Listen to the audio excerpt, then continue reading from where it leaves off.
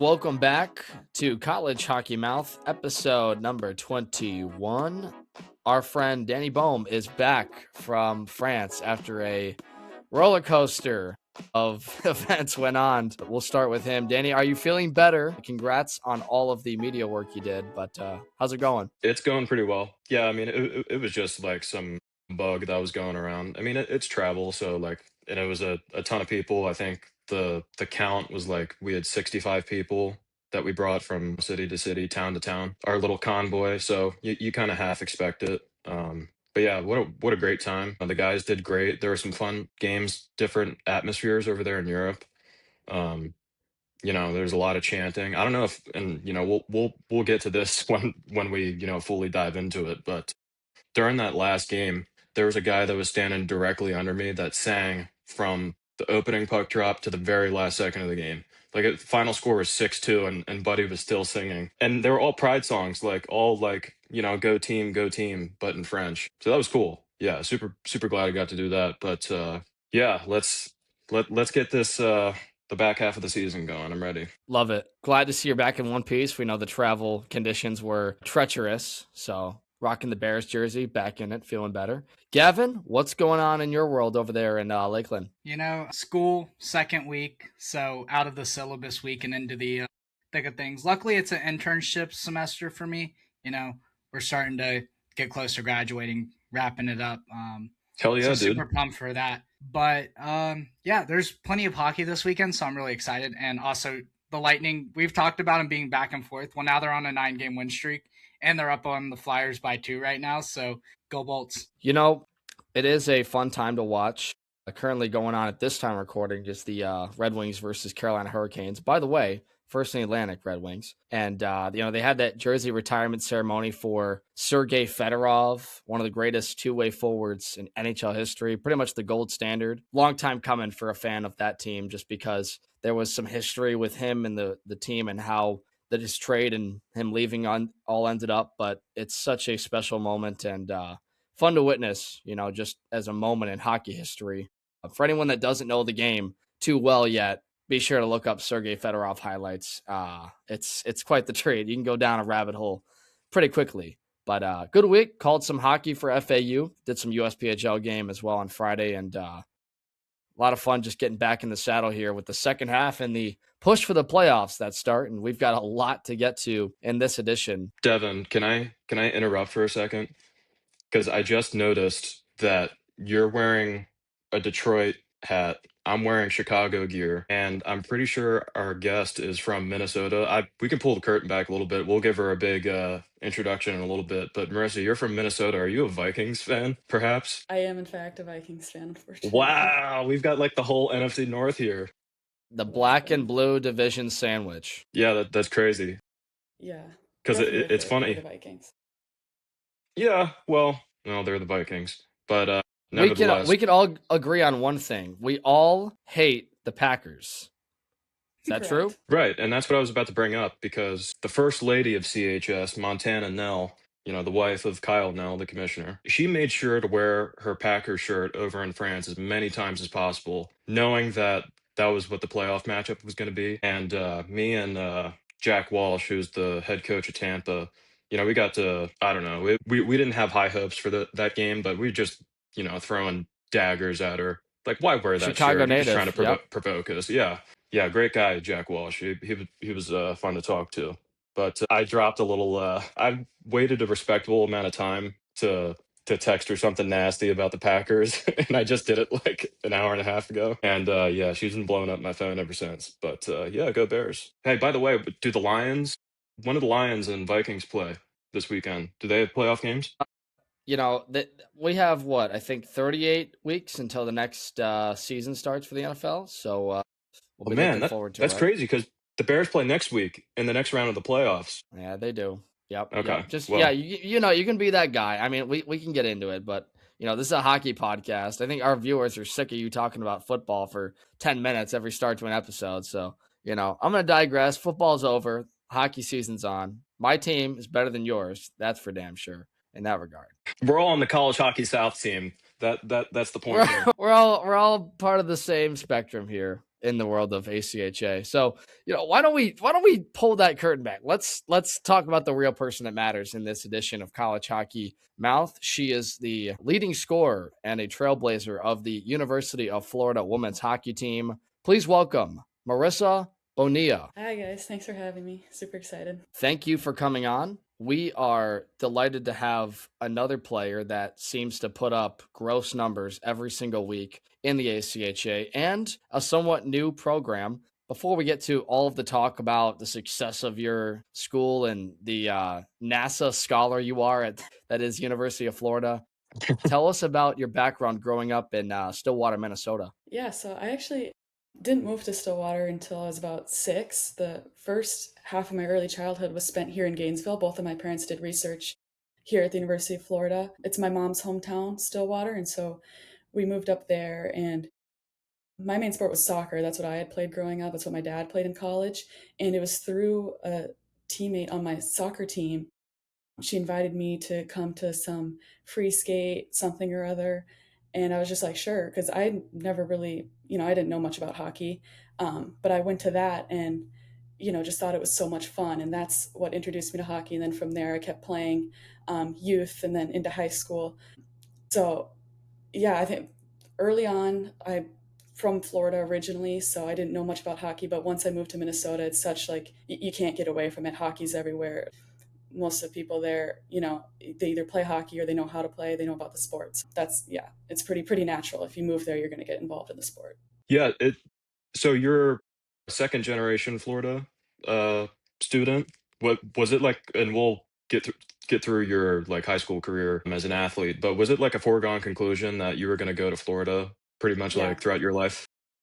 it was. I mean, like when I'm here, you get asked like, "Oh, you're from Minnesota. Like, what made you choose Florida?" It's always just like I kind of knew I wanted to come here. Obviously, it's a great school. Like I applied to schools in the Midwest, Minnesota, UW-Madison, but I've always loved the Gators. I grew up watching the Gators on Saturdays, and yeah, it was a foregone conclusion that I wanted to be a Florida Gator. So obviously, you mentioned playing soccer growing up, and you still play soccer today, right? Yeah, I do. I play for our club team here at UF, and then over the summers I play on a WPSL team, which is kind of like an amateur thing for a lot of college athletes. So I play over the summer and I play here at school. It's just something keep me busy. I love the sport still.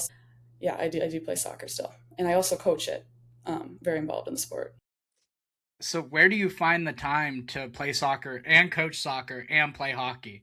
I mean, plus on top of your grades. Yeah, I mean the soccer, at least when I'm here at school, has kind of been pushed off to the side since I've started doing I mean, last year was our first year with the hockey stuff, and this year, as president, it kind of like, especially the behind the scenes stuff, it did take up a ton of time, and so I wasn't making every soccer practice or every game, but it's also like we practice twice a week or 3 times a week in season, so it's not the huge of a time commitment, but I like the balance of I have my time to do my schoolwork and then, logistic things. We don't play hockey very often because obviously there's not a rink in Gainesville. So we only go and skate, a couple times a month. And so that honestly is not that huge of a time commitment either, besides those weekends that we do play. So, I do find my time to manage it. It's not overly difficult. That dual sport athlete background, Gavin did so much research into this. I can't believe you didn't bring this up. I mean, you're a state champion in high school. You guys beat Edina, is it pronounced? I just know them from,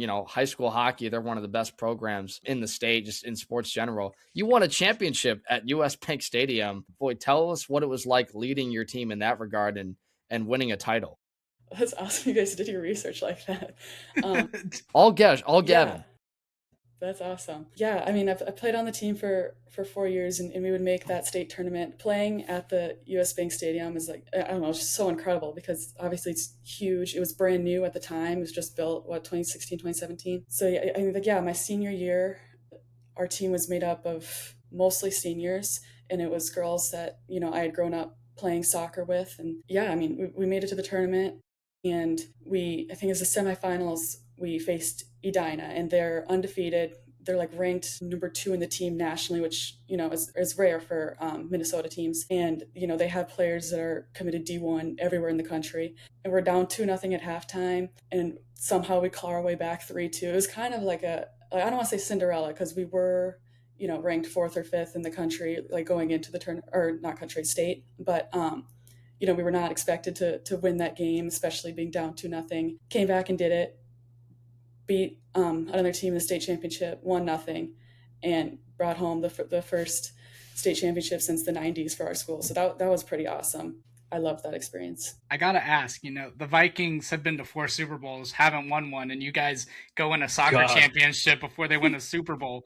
So, I mean, like, what's that feeling like as a Minnesota fan? You just go into U.S. Bank and you just win a soccer championship. Yeah, it's kind of cool. I mean, we were the visitors, so we were in the visitors' locker room, but obviously, I have been a big Vikings fan. It's been a pretty tough go, but it was really cool just seeing like the behind the scenes, not behind the scenes, but like the stuff in US Bank Stadium that fans usually don't get to see. And there was a time actually that me and my best friend, my goalkeeper, it was after I think our semifinal win against Edina, and we had just gone up and done some interview or something, and we're like trying to find our locker room, but we were really just trying to go and find the Vikings locker room. And we did, and we just like glanced in, like, this is so cool, because it is cool that that's our team, the Vikings, and we get to play at such a huge stadium like that. My favorite part about that question was that had nothing, almost had nothing to do with the Vikings, but Gavin had to throw in like a sneak diss. It was like, well, the Vikings, the Vikings, they've been to 4 Super Bowls and they lost all of them terribly. Brutal losses. Hey, like I said, I do my research, I found that, and I found, hey, don't let me research things. Someone else start looking up. Our research staff is pretty unbelievable, Marissa. I don't know if you can tell, but it is pretty incredible. That was well before I was born. I was trying to wait till 9 locks in. Oh, 9. No. No. JJ, well, we'll see. Not a Michigan fan, by the way, so that guy can kick rocks. For Gavin, I was trying to subtly give him a layup there, but he talked about it, right? Like, you have the leadership background. It seemed natural for you to kind of lead the charge. Did you lead the charge starting a program at Florida for the women's side? And what went into that process and how you guys eventually got your feet on it yourselves? Yeah, so it started with the men's team and Matthew Burkle-Jasek, the president for the men's team a couple years ago, and he's the one who originally proposed the idea. I saw it on Instagram at first. It was calling all women's players at Florida, and so I emailed it, and there was meetings over that summer. It was Sarah Pagels actually was the first president last year. She's still, heavily involved. She's a treasurer this year. She did a lot of the original heavy lifting of, getting us situated with the school and, in talks with CHS too, as far as, getting our feet set. But I think as far as first getting started, there's so much credit that can be given to Matthew and his work in advocating for a women's team at Florida, just, to our university, to our rec sports stuff. Anytime I had a question, Sarah had a question, he was always there to answer it. And so huge, props to him. But I think as far as last year, Sarah and I and Alyssa, who graduated last year, it was the 3 of us who put in a lot of times just over Zoom, in person, just working on the logistics of making a team, which is something none of us had ever done before. So it was difficult, but, obviously got it done. Yeah.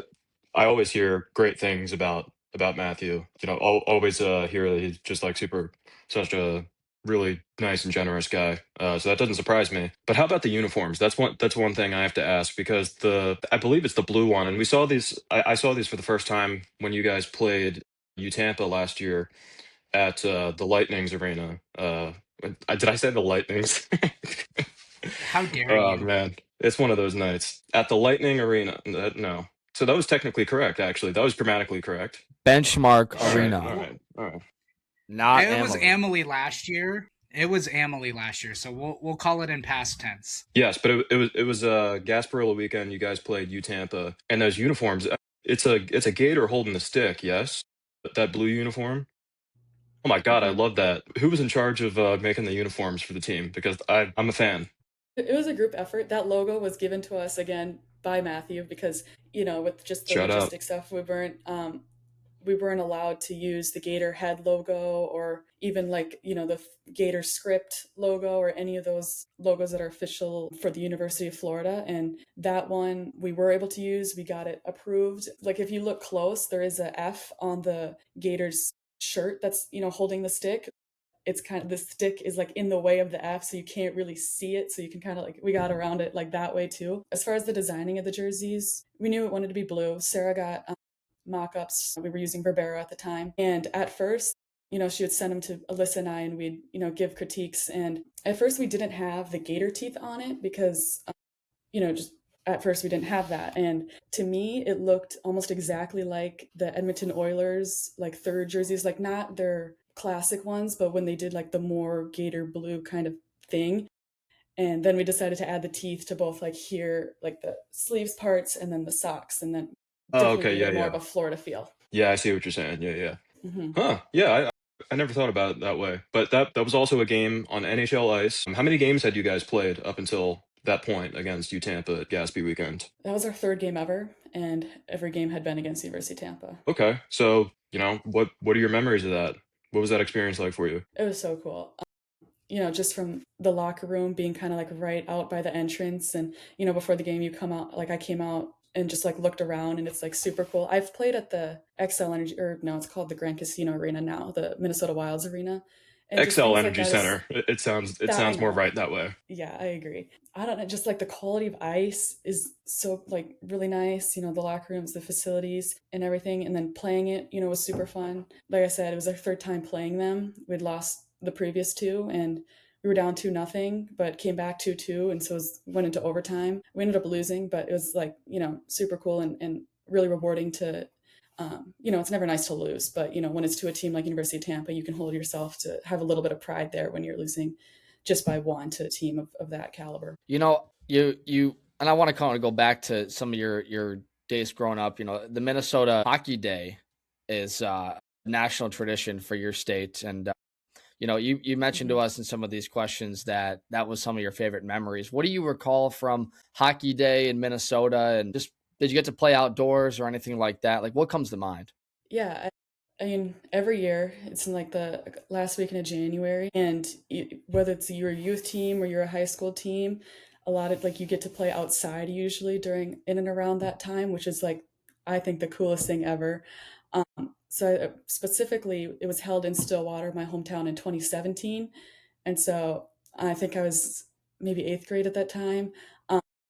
But I remember, playing outside against Forest Lake, like a rival, just, on a rink, like really close to our home arena.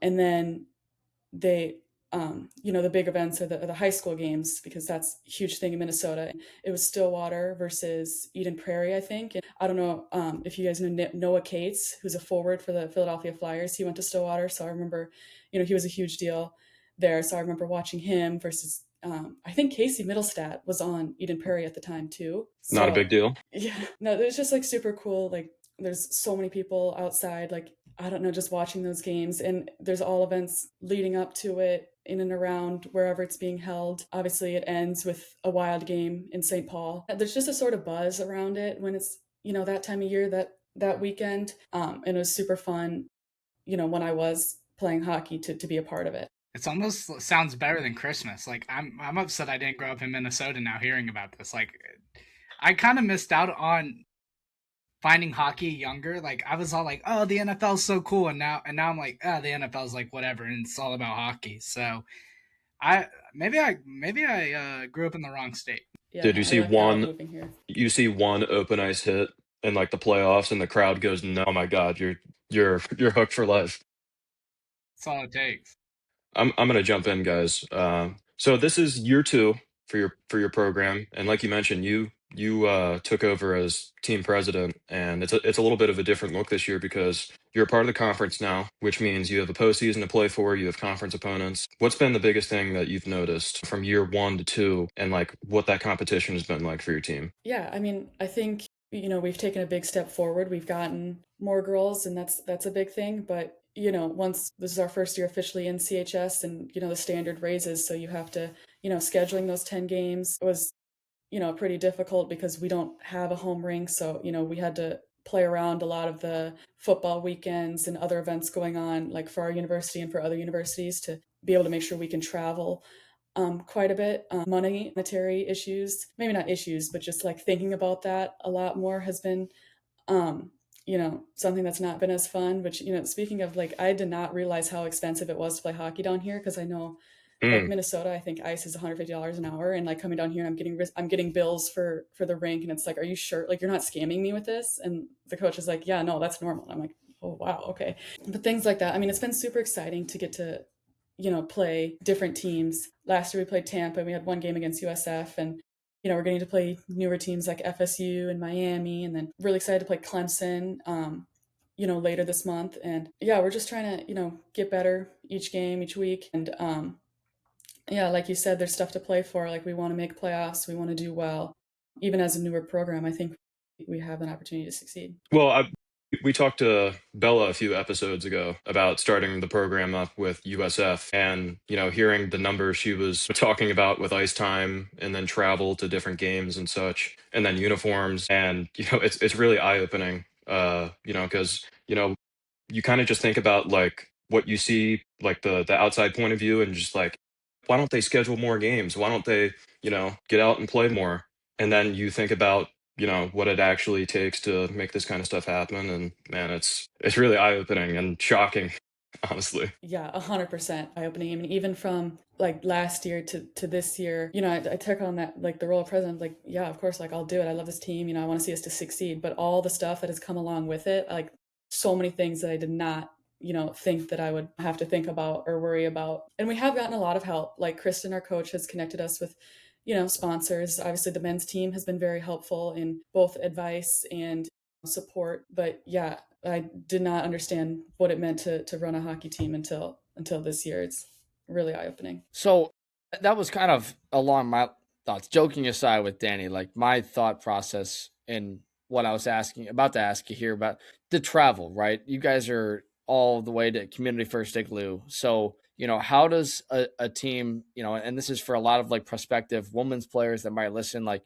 what does it take to schedule that kind of ice time? What are some of the logistical things that you have learned as team president and that you've been able to take away from your time here at Florida? Yeah. So we actually play it out of Advent Health Center ice down in Wesley Chapel, because that's where our coach coaches a Tampa Bay Crunch youth team. And so we go down there. I think it's maybe 15 minutes further than Community Igloo, which I know that's where our men's team goes. But yeah, I mean, as far as scheduling, we do most of our games and all of our practices on the weekends, because the driving is pretty tough. I usually try to schedule them around 3 to 4 p.m. Afternoon, where we don't have to leave Gainesville at the crack of dawn.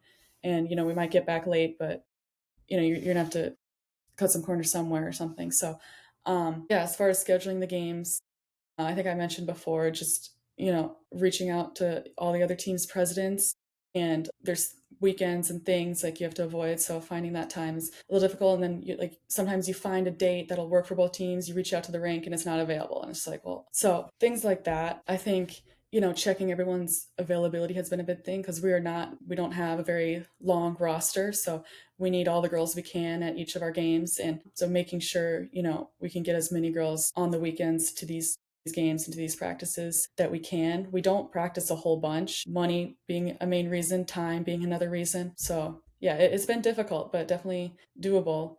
And both of the men's teams have been doing it for however many years now, and they've obviously had great success. So definitely doable. And you guys are in a playoff spot, and you've only got a couple games left, 4 or 5, if I'm correct. You mentioned playing Clemson. That'll be a big one for 2 first-year CHS programs. What does it mean in your senior season to be able to play for a CHS championship? It means a lot. I mean, I'm really excited. I think, yeah, we have a series down in Miami, then Clemson, and I think we play UTampa and maybe USF against. Tough. Like, I think to be able to play in the playoffs would be something that's super exciting. I think I hold a lot of pride in that, just for like my team.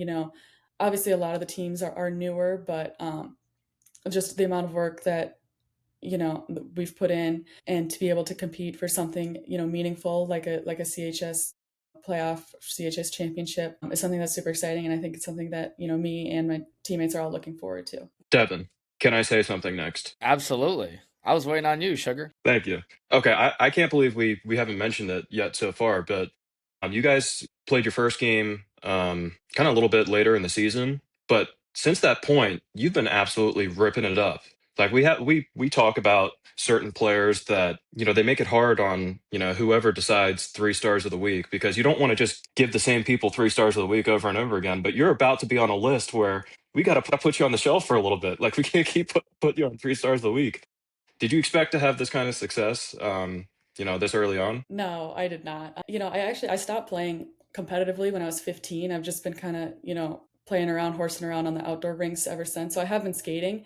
I did not expect to, come back and have the success that, I have. I think soccer plays a big role. I play forward. I love scoring goals. So I don't know. I think, it's just competitiveness, and obviously like my teammates are also, amazing. We have so many good players on the team. Like individually though, like I did not expect it. I just, play hard, get pucks to the net, and just try to do whatever it takes to score goals and help the team win. Yeah, pucks in deep. We get it.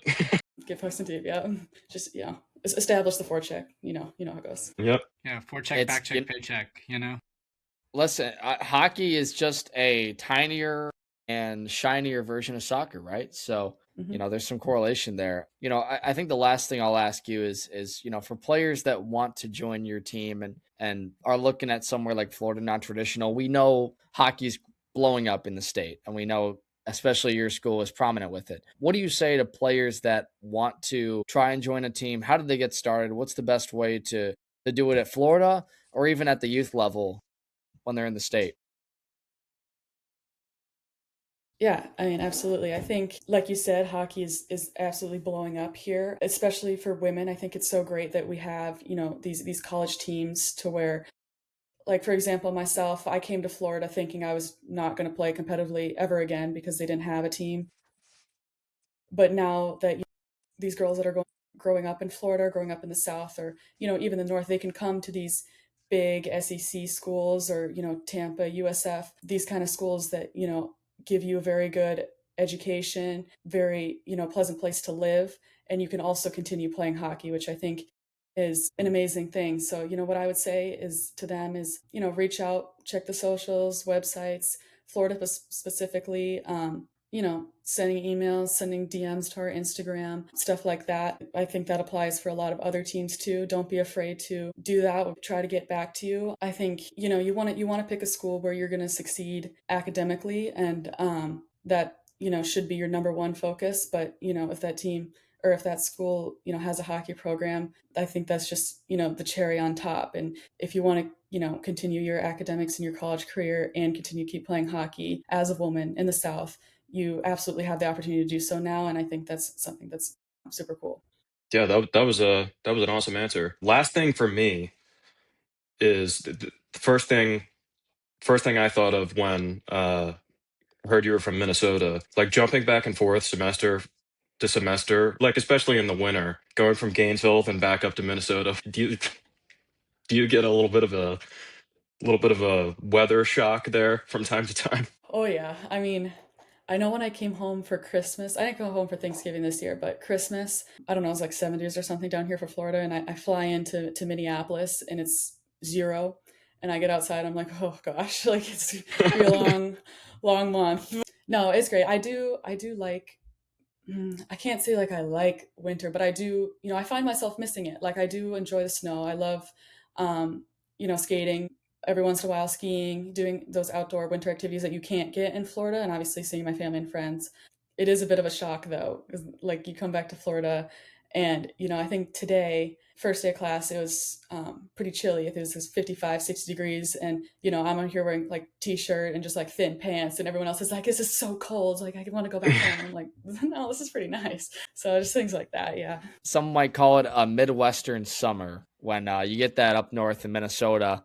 And I can recognize the accent too, it gets people outdoors. Mm-hmm. That's awesome. Yeah, for sure. Well, really appreciate your time, Marisa. Trailblazing at Florida. Love to hear about your story. We'll see you on Chunchakov Island. Danny didn't give a name to it, but that's what our 3 stars, if you keep getting on, it's called. That's your band list. Keep doing well. Yeah, keep scoring goals. Yeah, we'll see you at Yeah, playoffs. don't be afraid to pass Go from ahead. time to time. By the way, you had like back-to-back like 10-goal weekends. Oh, Don't be afraid to gosh. pass. After a while, I thought that. I'm like, people are gonna think I'm such a puck hog. Mhm. But no, yeah, you're completely right. Yeah. Hey, I wouldn't complain, right? 13 goals to 5 apples. It's an all right ratio. You're the main star, but hey, really appreciate your time and good luck the rest of the way. Okay. Thank you guys so much. Thanks to star of University of Florida, Marisa Bonilla, for coming on the pod. And guys, a lot went on this week, especially in Danny's world. So I'm gonna make this as simple as possible. We're gonna talk about each of the games, but before I do that, Danny, give us your spark notes of your experience on that trip. God, first of all, I've got to give credit where credit is due with our staff because they did an incredible job outside of just the broadcast, which, had its ups and downs, obviously, from the photographers, videographers. So Ryan Beatty, Anna Ray Jones, Zoe Elwell, Peyton Pritchard, Kelly on social media. They were unbelievable, just exemplary work throughout the entire trip, always super flexible. And it was difficult at times for sure with the different circumstances that we'll talk about, but always had like a great attitude and were fun to be around. So super happy to have, and Brooks as well. Brooks was awesome with the graphics, some really cool stuff he put together. The game day graphics I thought were unbelievable, like the postcard looking ones from the various cities. And then on the broadcast, Louis DiPaolo, Charlie Sarafian, had to deal with some European Wi-Fi and other issues, but ultimately those guys, when the lights on, they're going to perform, and they did. And then I was also there. But yeah, that's basically my I was spiel. there. It's about what a European trip with a hockey team would be. You can use your imagination. Yeah, a lot of morning headaches, some foggy afternoons, and then hockey at night. And the hockey was actually really good. Some really fun hockey games, which was super pleasant because I thought that was the one thing, because you never really know what you're going to get going over there, where it's not really like a comparable league per se, and it's not like you can tangibly compare the teams and what the matchups would look like, but it was super fun to watch. The College Hockey South European All-Stars. Once in a lifetime trip for these guys, and it was a resounding success on all fronts. Every single player on every single roster around the conference contributed. And starting with you guys in the Rowan Dragons, what a fun game from start to finish. Back and forth, went to overtime, a shootout. Tons of different scores. Christian Cuccia from Florida Atlantic Men's Division 2, Will Marshall from Gavin's Florida Southern Moccasins, Lyndon Palmer out of Middle Tennessee did all very successful work. And, Ethan DeMombrum, who had, we're not going to get into it, but a very interesting trip on his side of things. And Anthony Campagne from Florida Atlantic had shootout goals. Just takeaways from a Rowan team that really looked like they were up to snuff. And the College Hockey South All-Stars needed to get their feet going, but once they did, it became an entertaining game. Yeah, I mean, it feels like it was, 4 to 5 years ago, that game, by this point. Yeah, I mean, it was about what you would imagine for a team that's comprised of kids from like 7 different schools that aren't familiar with playing with one another. The first like 10 minutes or so were kind of ugly and rough, and plus the travel and everything. And Rouen plays together. That's a team that plays together throughout the year. But that was the lone blemish on the schedule. And man, it would have been so cool to bring back a 4-0 record. And the boys were up 3-1 in that game. But yeah, that was a heck of a hockey game. Ron's got a couple of real studs on that team. I remember number 8, who's a moose. I'm looking at, I was on camera for anyone who doesn't know. So I'm looking at this little screen. So if anyone had any grievances or issues with the camera work, direct them at me. But I'm looking at this little screen to follow the game. At one point, I looked up and I saw this number 8 on Rouen. It was money. I was like, God damn, that guy's got to be about 6'5". I felt like the commentator from Florida Gulf Coast when they were playing Mesa. He's got to be about 6'5". But yeah, they were a solid group. Luke Haggett ended up winning Player of the Game, even though he took the loss. He was awesome in the shootout, gave the boys a chance. Yeah. Another thing that unfortunately the crowd was super filled in. It was just on the camera side. And so after a few of their goals, I swung it around and they were doing basically like the 6-7 dance after they scored, which was unfortunate. But that was a good crowd. They were a lively crowd. They were constantly chanting. At one point, there was like a 4-year-old kid who was kicking me in the side while I was on camera, which, the stadium pulse was up for sure, trying to keep the camera steady. Yeah, that was a fun one. It just feels forever ago. I can't remember exactly like my game notes. Well, the takeaway is that the atmospheres were something different. Charlie would mention on the broadcast the singing and the dancing. He said that's something that they got to bring to College Hockey South rinks. I don't know if you'd have enough fans to make that work like you guys saw out there. I challenge Maybe Embry-Riddle. groups like I was just about to say, yep, the aeronautical school where they packed out of our balcony. I think Lewis would love to get something going. Gavin? Yeah, and we talked about it, and Charlie mentioned on the broadcast, it was one guy. I don't think you need a whole Embry-Riddle. You just need one guy. You need one guy who's going to go for 60 minutes. I don't know, like, I go to hockey games and my throat, if I'm yelling at an NHL game, after 10 minutes, I'm done. Like, my throat's done. So to go 60 minutes and chant that whole time like it's a European soccer match is insane. Well, that was in Amiens actually, which was the last game. I'll get to that because that was, I have opinions on that for sure. But Rouen, it was like all over the place. That was like it's unfortunate because, like I said, across camera side, across from the camera, it was hardly filled in, so it looked like there wasn't much of a crowd there, but it was super filled in, and it was a mixture of the CHS convoy with the families and everything. So yeah, that was a really, really cool atmosphere. The trip over to Strasbourg was a lot more of a success, actually a resounding success. A 5-0 shutout for the CHS All-Stars. Brendan Ogle from Middle Tennessee, hat trick for him. Trace Cowart from Tampa with a goal, and then Sam Watson, an M3 Owl, the lone one of that trip for that squad, netted one. Ogle player of the game. Danny, that was correct me if I'm wrong. What's the difference between Strasbourg 1 and Strasbourg 2 that for fans that didn't know? Strasbourg 1 was the U20 team, and Strasbourg 2 was U25. But for the most part, it was a pretty similar roster. Strasbourg 2 had obviously some older players mixed in and some players that were definitely older than 25. It is what it is. We weren't complaining. But you said the trip to Strasbourg was successful. It was nearly unsuccessful and completely aborted because that I was a was bus just gonna drive get to it.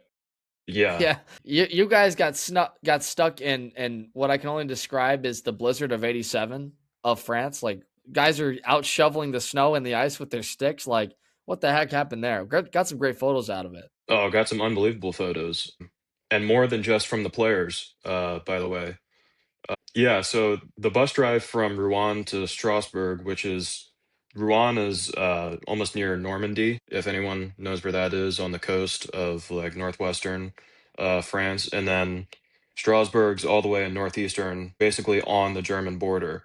So it was going to be about a 5-hour bus drive, but I don't know. At one point, like when I fell asleep, we were still moving, and when I woke up, we were not moving. And then when I woke up, I fell back asleep, and then I woke up again, and we were still in the same spot. So I got a little concerned there. So it ultimately wasn't really the snow per se because it wasn't snowing when we were stopped. It was just the fact that it was a two-lane highway. Oh no. Got some bad memories of those. PTSD but for Danny. two-lane highway, and both of the trucks were stuck and couldn't get up a hill. And so, like I said, one truck thinks it's faster than the other, tries to get around the other, and then couldn't get up the hill. So they were completely blocking everyone behind. And yeah, there was like no police there. So I really don't know how long we were stuck there for. It was at least 3 to 4 hours. Ultimately, it was supposed to be 5 hours, and the bus trip ended up taking 13. So we got, yeah, the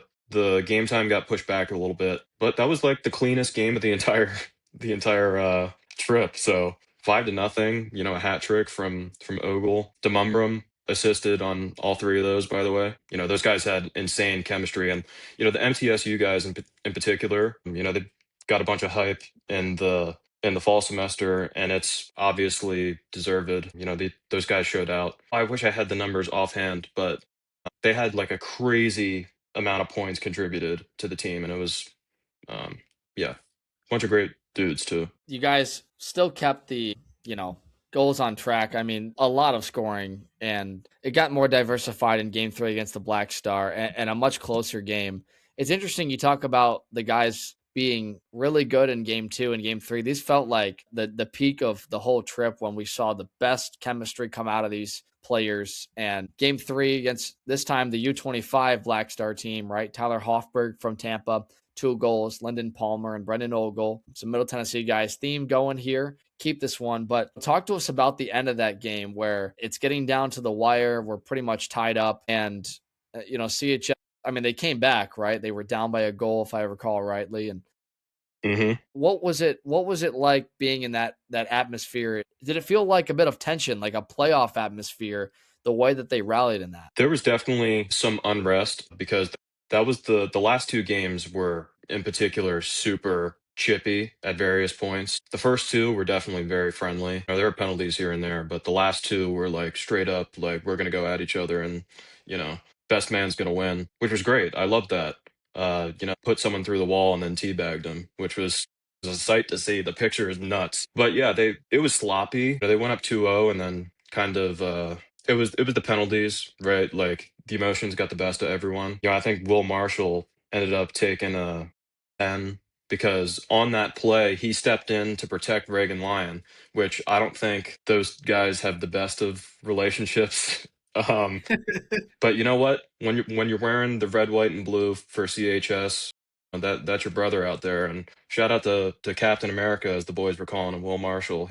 He stepped in there and looked like he was ready. He was ready to drop the mitts. But yeah, big comeback in the third, and the boys were fired up after that. I was waiting for Gavin to step in and talk about his boy, Will Marshall, Captain America. I saw a great story post out of him, such a character. What impressed you most about the captain of an already great CHS team, Gavin? Yeah, I mean, I get to see Will Marshall play quite a bit, obviously being that I go to the same school as him and cover the team. But what I have to say stood out is, one, him stepping up for Reagan Lyon. We talked about it off air that Reagan Lyon is a goon, but that's what Tampa's mentality is, and he's good at that. Every team needs a player who's going to get under players' skins and draw some penalties, and Reagan Lyon's that guy. And Will Marshall, they play against each other. It's a big rivalry, Tampa and Florida Southern. They hate each other, but like Danny said, you put on that uniform, the USA, and it's a whole different thing. And there were a couple times where I saw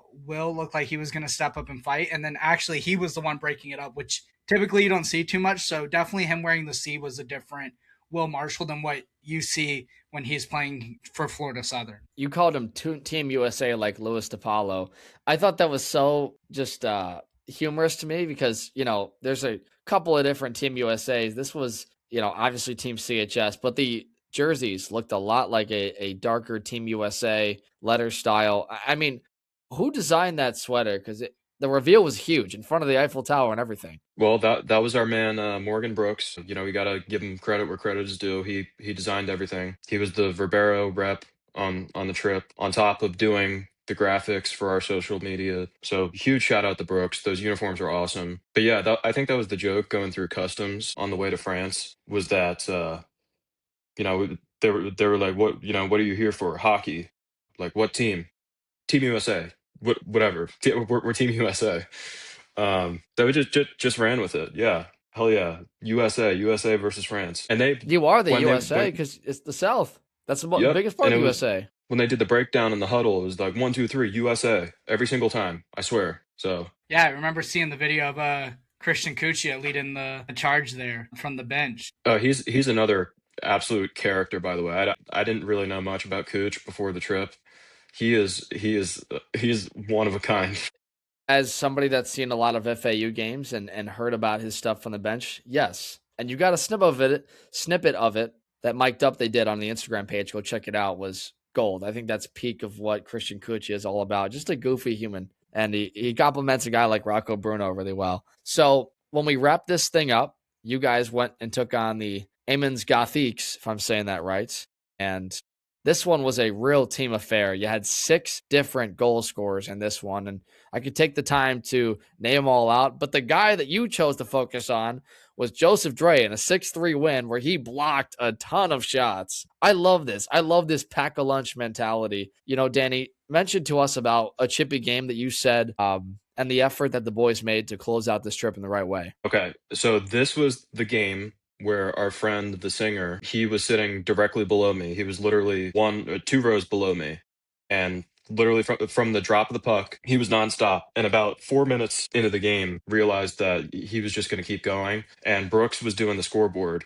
He was like producing for the stream. And I looked at him like 4 minutes into the game, and he was, because that's when all the travel snafus happen. I don't know if we're even going to talk about it because I don't want to body bag the airlines. But, a whole bunch of stressful times, which probably why everyone crashed out during the game. But I looked at Brooks like 4 minutes in, and he was like, I swear to God that I'm going to do an eagle dive onto this guy because he just won't shut up. But by the time the game was over, absolutely loved that guy. Nonstop. And it was the only reason why there was any like energy in the crowd whatsoever. Everyone else was like church mice, but he would get chants started. The people were singing, and our vantage point wasn't great again to see like, how many people were there. But there were certain times where he would get like full on, songs going on and, like a couple hundred people singing at the same time. It was like, yeah, this is pretty cool. These are a bunch of club hockey players and they're singing. But yeah, I think it was like 3 or 4 players got kicked out during this game. Pretty sure. The ending was certainly something to admire because it felt like that like international feel of the USA guys. They just want to beat and batter everybody. But that Gothic squad, like the handshake line, I thought was going to be a little hasty there, but they ended up getting a good photo of it at the end. And shout out to our boy Brooksy, like you mentioned, love that guy. Really did a tremendous job the whole weekend, and the graphics helps us out with the podcast. I got to ask this about just the entire trip. Like, were there any cool exchanges with those European guys or like locals when you guys were just perusing the streets of France or whatever city you guys were in? I personally didn't talk to any of the French players myself, and any interactions that I heard from like the guys, I probably can't say on here. They probably just get cut out. But Ryan Beatty, who was the one of the photographers, he was between the benches for the Strasbourg 2 game, which was particularly nasty. A lot of chirping back and forth, and he said one of the guys in Strasbourg had a chirp. It was like, you guys pay $40,000 a year to play in ACHA. Shut the hell up. It was like, man, that guy knows ball. Like that's pretty good for a French hockey player. He did his research on.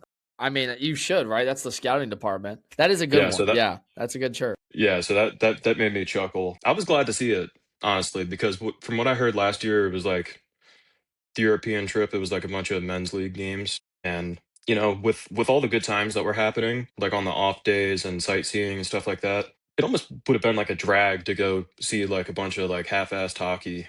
And it certainly wasn't that. It was physical. The boys were standing up for each other and they wanted to win. I think at one point during the last game, Zamborski from KSU, who's got a bum knee, he was telling me all about his knee. He was like prone, diving, like it's game 7 of the Stanley Cup final to block a shot. It was like, come on, dude, like you got to play the rest of the season. Love it. And we mentioned Joseph Dre from UCF, packed, everything into that one. It was a team effort, and what you love to see, just the pride. And it sounds like from your experience, everybody got what was intended out of it. A European trip, both on and off the ice, friendships, relationships. So many of those guys supporting each other in the comments of the posts on Instagram I saw.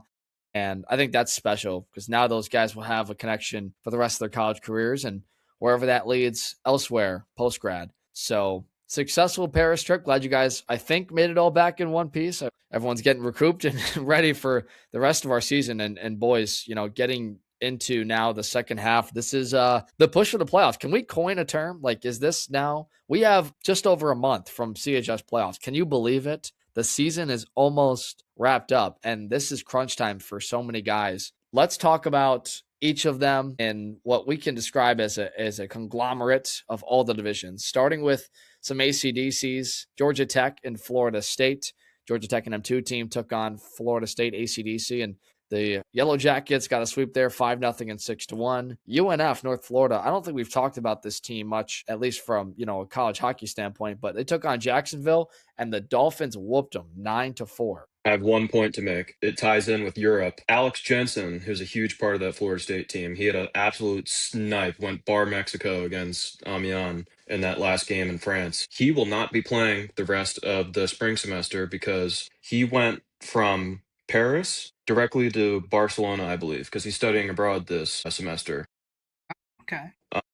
And that's something that you don't really consider during a regular, athletic season, for, regular student athletes, varsity athletes. You don't really consider them, going on studying abroad trips like that. But also Zoe Elwell, who was on our staff for this trip, member of the South Carolina women's team, will not be playing this semester because she's going to London, I believe, which really cool opportunities. It's a little bit of a bummer because, the team won't be at full strength, but is what it is. Definitely an important note though, because Alex Jensen, he's got some filthy hands and he can shoot that thing. I mean, what? He's not going to fly back on the weekends there to make the trek out from Tallahassee to Jacksonville for their games?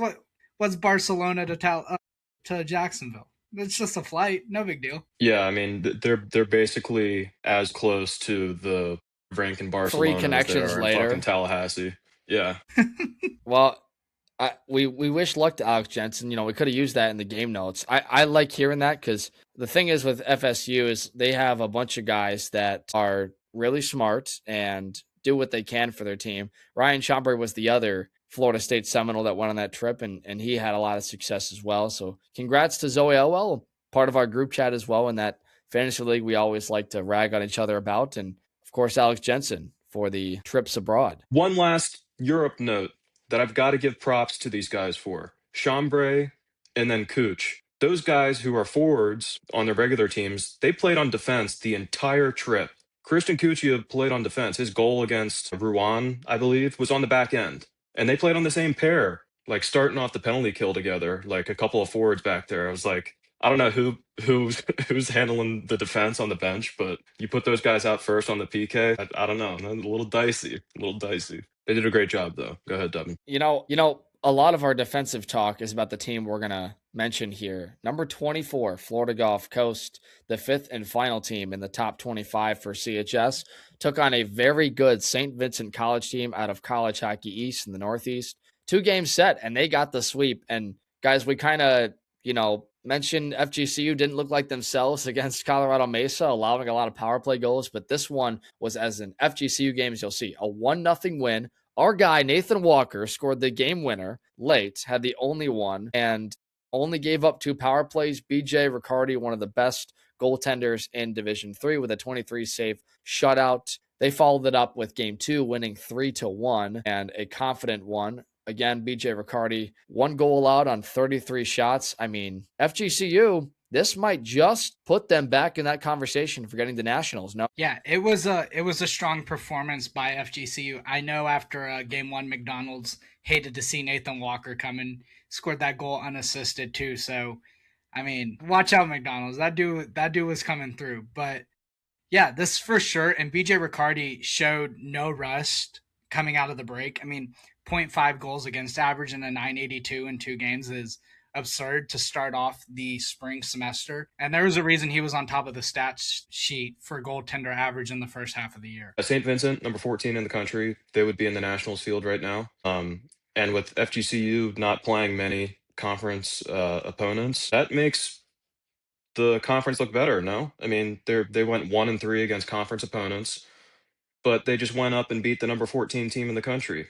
Hey, CHS on top. But let's call a spade here. That's also a St. Vincent team that's been to Nationals in back-to-back seasons. And now with that, I read they outshot them 44-23 one of those games. So it's not like they were just the defensive team. They did it both sides of the ice. Really strong performance out of the Eagles and a real bounce-back performance after they ended the first semester sort of on a sour note. Talking about some ACDCs,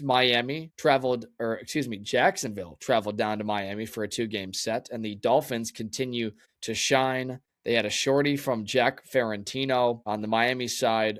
The Dolphins go on to score 3 unanswered, win 5-3 in Game 1. They win Game number 2, 6-2. Nick Naumov had a hat trick in that, and their player of the series, Naumov, with 5 goals. And for the Dolphins team, we talked to Derek Lodermeyer a lot about their culture, so much about what they expect to do in a conference game. This means the world. I'd say Jacksonville's got to be close to a lock now for playoffs. They're a really exciting team to see. And this Miami group, which we'll talk about next, they're M3 and ACDC teams. They mixed rosters. They had as much as a quarter of their rosters playing in all 4 games. ACDC and M3 taking on FAU M2, which is a juggernaut right now. They've won 6 straight. Now, the Hurricanes didn't look so great in game number 1. They had a new goaltender there, and I think I'm blanking there. I got my chart here so that I wouldn't forget it. Max Hausman, brand new goaltending tandem. Kyle Bolduc started game number 2, and game 2 was competitive. I mean, Miami took the lead 4-3 in the third, and the Owls had to come back with big goals from their captain, Leon Biller, who had 5 on the weekend, hat trick in game 1. No Bruno, no Nick Oliverio, no Anthony Campagne or Christian Cuccia, and they got it done against a difficult Miami team. Yeah, and so you mentioned that there were some players that played on both ACDC and the M3 team. I have some inside sources that tell me they actually took a plane out and played in the Fiesta Bowl and were actually on special teams during that game as well. So they were playing for all 3 teams. But good weekend for Miami. Who cares about these hockey? No, I'm just kidding. Miami going to the net. Did you see me with the Michael Irvin motion, by the way, with the belt? Unfortunately, that's what FAU gave to Miami. And Jacksonville definitely. But yeah, I mean, it was going to be a weird one. Not having Rocco in that, FAU is definitely a different team without him in it.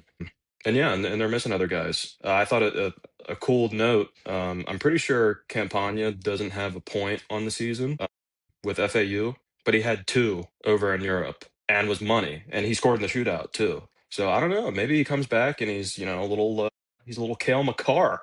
I don't know. Jared Spurgeon, he's shorter, so he can't be Cale Makar. He was the captain of the M3 Owl team last year, and he's a story because, that coaching staff, Christian Long, asked him to go down to the M3 team, sort of mentor some of those younger guys, and this year he gets an opportunity back with the team that he was on and went to the final in College Hockey South, or even the national championship with, and yeah, it's been a rough start. He's been in and out of the lineup. I think it's just so great to see him get on that trip for his confidence. And we know how talented he is. You saw it, Danny. Like, that's a great story to follow the rest of the year. You're right. He doesn't really officially have a point yet. I think he's going to be a contributor down the line. But Gavin, did you have something on this? Yeah, I wanted to mention last week, Devin, we talked about Jackson Neuendijk and what it was going to take for Miami to stop him. But what about Jake Murphy? 8 assists. 5 of those were in one game. Don't get me wrong, Jackson Neuendijk scored, but Drake Murphy was all over the score sheet. I mean, like I said, 5 in one game, goal and 3 assists in the next. Dude lit it up this weekend. And so it was a big testament to how deep that FAU roster is, because we mentioned it. No Bruno, Oliverio, Kanya, Cuccia, like all those guys resting up. And Bruno suited up. Probably could have gone if he wanted to, but they rested him. Gunnar Stevens had a good 2 games. And that FAU squad is going to be a test for the rest of the year. And I'm imagining, like we said, Campagna coming back. Some of these guys played some tougher competition potentially overseas. They might come back and the game might be at half speed for them. One thing, Devin, because one thing that FAU was, they were devastating at nationals last year. And I thought it was mainly because of their scoring depth. They just had dudes everywhere on every single line that contributed. And that's the reason why they steamrolled everybody. This year, it feels like the depth is lacking a little bit, especially against the M2 opponents. And I think Christian Cuccia has been one of those guys that, they kind of need more of, so that, Brady Bazier and Neuendijk and Biller don't have to shoulder all the weight of the offensive production. And that was another thing that was super eye-opening. I don't know, it shouldn't have been eye-opening because of how much he scored last year, but man, Cuccia is super, super skilled, man. He's quick, he adapted. I mean, it was pretty seamless. Back there were a few hiccups back there in defense, but all the talent in the world. It's just a matter of him producing, and there.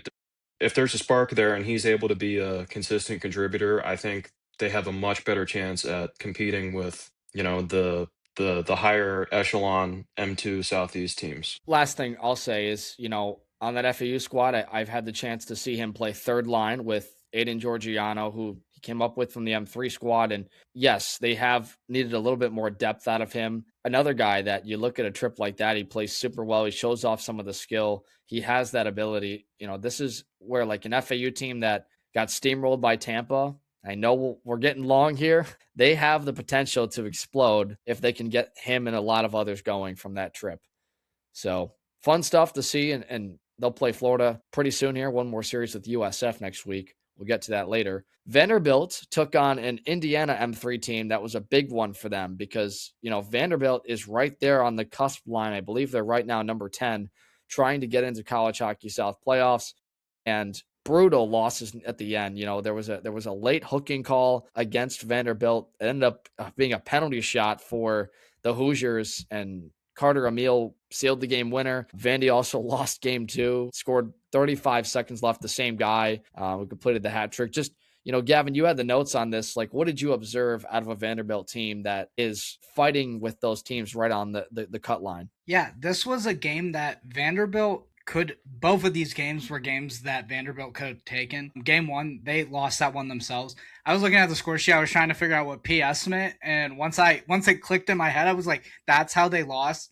Because I saw the penalty and I was like, 5 seconds, whatever. And then right next to where it says Emil scored, just circled PS. I was like, what? And then you guys got the text in the group chat when I realized what it was. That's just kind of a crazy way for Vanderbilt to go out on a squad that's really good, and unfortunately that penalty sunk them. And then obviously Emil in the second game completed a hat trick, which is absurd. That dude had his hand all over that series for Indiana. And I don't think Indiana looked like a team that, we mentioned it last week, is 49th ranked in ACHA. They looked really good in this series. Yeah, they're it's computer rankings, so I think you take it with a grain of salt. You never really know what's going on. I mean, we're about to talk about MTSU having some of their players, or they canceled the Indiana game because some players couldn't make it over.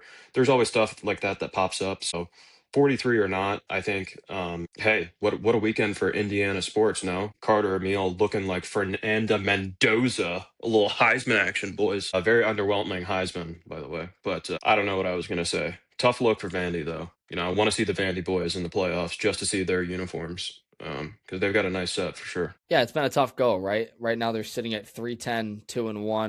Haven't won a conference game, but they are ranked at this moment number 36. That puts them ahead of Tennessee at 41, and Kennesaw State right at the bottom at number 12 at ranked number 48. Talking about also MTSU, unfortunately, they had to cancel their game with Indiana. There were some flight issues that Danny mentioned earlier in the podcast for players that went on the Europe trip. So nothing happened for MTSU this week. The women's side, Clemson took on Georgia, entertaining 7-4 game. Alyssa Lorino with a hat trick and an apple. Georgia was entertaining as well in this game, and one of the best fights we've seen a team put up against Clemson, who's been scoring at will on pretty much everybody. Yeah, Paige Oaks with a hat trick, all-time leading scorer in the history of the women's division for CHS. So shout out to her. To a little bit of a slower start, scoring-wise this year.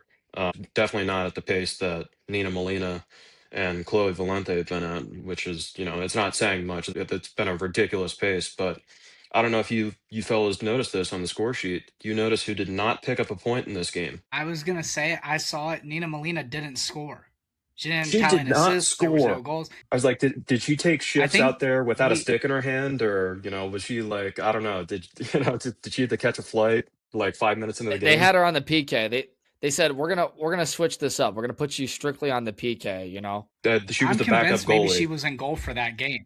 Yeah, exactly. I was Yeah, going to say I she was the E-bug. Yeah, so I mean that was That's an easy story to run with. yeah, that was the standout stat for me from this game. But shout out to Alyssa Lorino, who is having a great season as well. She's on all the different leaderboards for offensive stats. But Clemson continues to roll. Let's flip this to our game previews. Yes, and we'll get to the natty talk at some point, because I do want to mention the football thing. Game of the week for this one is what you'd maybe talk about in a football sense, but it's a CHS important game. Tennessee, ranked right now 41 and at number 11 in the standings, takes on a heater Clemson team right now 5th in the standings, number 10 in the nation at Knoxville Coliseum. Boys, you said it in the game notes, Gav, that this is a must win for Tennessee. Why is that? Well, there's plenty of teams on the bubble that are willing to take Tennessee's spots in the playoffs, and Clemson is sitting at 5th. So this would be a good win for Tennessee to move up in the rankings, get a little bit safer. No one's safe these last month and a half. If you're probably, I'd say from like 8 down, you're kind of in a touchy area where you could still fall out. I mean, obviously, there's so many cards that have to fall perfectly for some teams, and your fate is in your own hands. So this is a game for Tennessee where they can't afford to lose this, being 11th in the playoff chase. Yeah, this is pretty close to being a first round playoff matchup, which it could ultimately be. They're what, 11 and 5. So there you go. I mean, yeah, Tennessee, but they're a weird one. Don't really know what we got there yet. And Clemson seems to be, finding their groove. We're coming off the semester break, so you never really know. But after they lost a couple to MTSU, they were playing some pretty good hockey, and save for playing South Carolina M2, they were doing pretty well there. Tennessee's only won 2 conference games this year against Alabama at Vets Cup and then Tampa in an upset, but then they followed it up with a loss to Kennesaw State. They're trying to make it a 3rd and 4th against a Clemson team that has done really well for themselves, aside from 3 games with 5 wins in conference. Florida Atlantic and the M2 will take on USF, an exhibition, USF and M3 squad. Although this is a matchup that could in the future be in the same division. The Bulls have been what they are all year. We know that depth they have. They're one of the best, number 3 in the nation right now. And guys, for a game that doesn't mean anything in the standings, how much do you expect this one to be challenge for Florida Atlantic? And do you think this is a series that USF is favored in? Yeah, I wouldn't say so. I think that's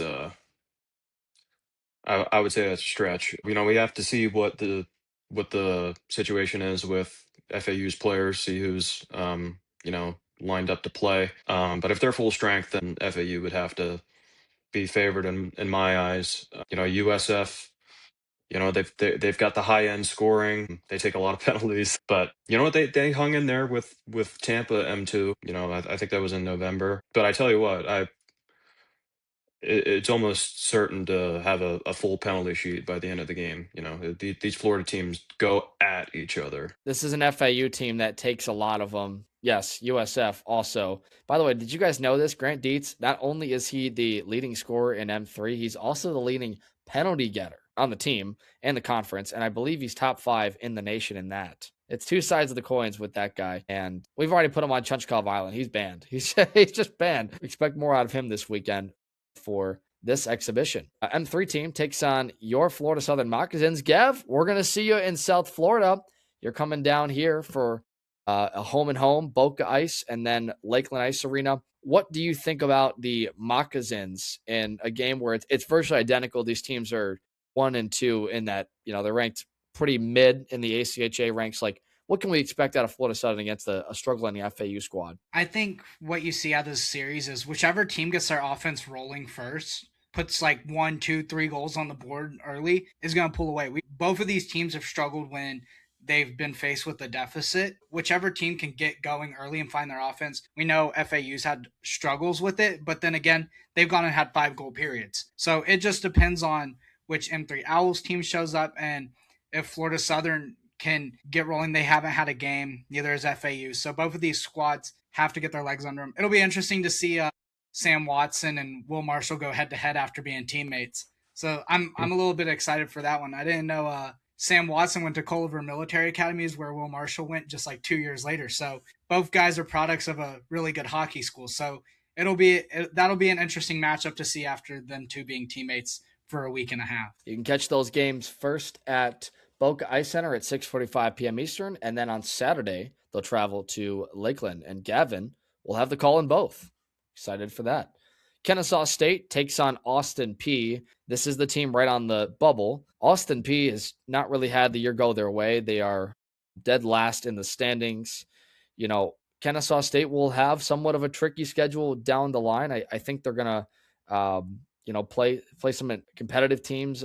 Guys, what do we think about Kennesaw State versus Miami getting in that playoff? Yeah, this, and I've talked to the KSU guys over there. That this is one of those series that's super tricky because they don't really get anything out of it. They're not going to move up if they win, but they're going to be penalized heavily if they lose. So it's not and with conference standings being based on ranking, that's just like the reality of it. You almost want to cancel a series like this because you don't really get anything out of it outside of just reps. And when you're in the fight for your life, I think you'd rather just have the weekend off than, potentially ruin your chance at getting the playoffs when there's no upside. Interesting point to make there about where they're at in their season.